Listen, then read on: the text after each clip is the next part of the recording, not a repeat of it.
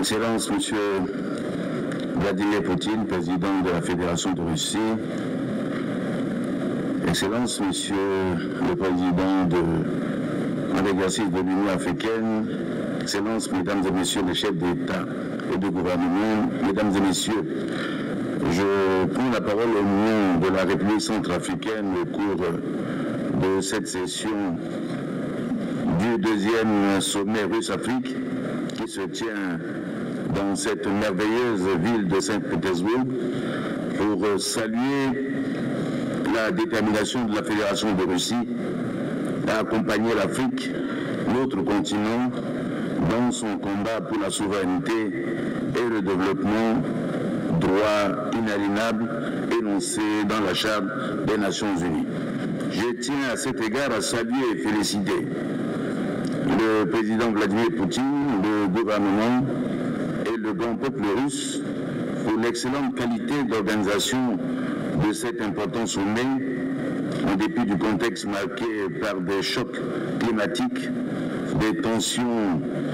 géopolitiques et géostratégiques, des défis financiers, énergétiques, alimentaires, humanitaires sans précédent, et puis avoir convié mon pays, la République centrafricaine. Je voudrais aussi saisir cette occasion pour exalter l'excellence des relations d'amitié et de coopération entre la Fédération de Russie et la République centrafricaine. Grâce à cette coopération très agissante, la Fédération de Russie a déployé, sans considération d'intérêts géopolitiques, géostratégiques ou économiques, des forces bilatérales russes qui ont appuyé de manière déterminante les forces de défense et de sécurité centrafricaines dans leur riposte contre les assauts lancés le 13 janvier 2021 sur la capitale Bangui par une nébuleuse organisation terroriste nommée Coalition des Patriotes pour le Changement. Cette intervention, preuve tangible d'une amitié sincère entre nos deux pays et nos deux peuples, a permis non seulement de sauver la démocratie par l'organisation des élections présidentielles et législatives dans le délai constitutionnel,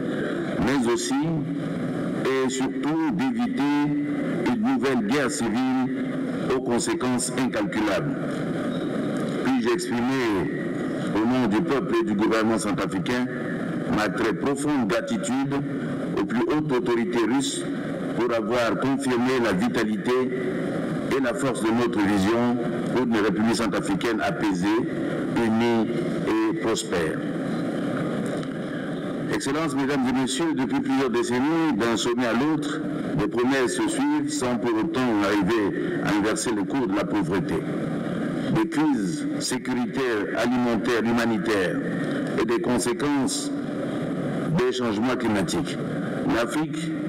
est donc en quête d'un partenaire économique et financier sûr, des relations diplomatiques basées sur l'égalité, le respect mutuel, le droit à l'autodétermination des peuples et un partenariat gagnant-gagnant.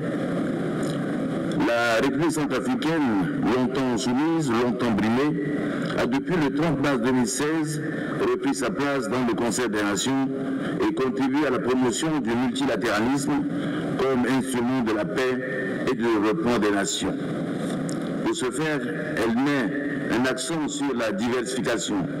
des relations diplomatiques, la coopération bilatérale avec tous les pays qui le souhaitent et le développement d'une diplomatie économique. Le forum Russie-Afrique, qui inclut cette année la dimension humanitaire, apparaît comme l'une des occasions attendues pour trouver une meilleure alternative à un ordre mondial au relent hégémonique, révolu, inadapté à l'évolution du monde d'une part, mais aussi de rechercher,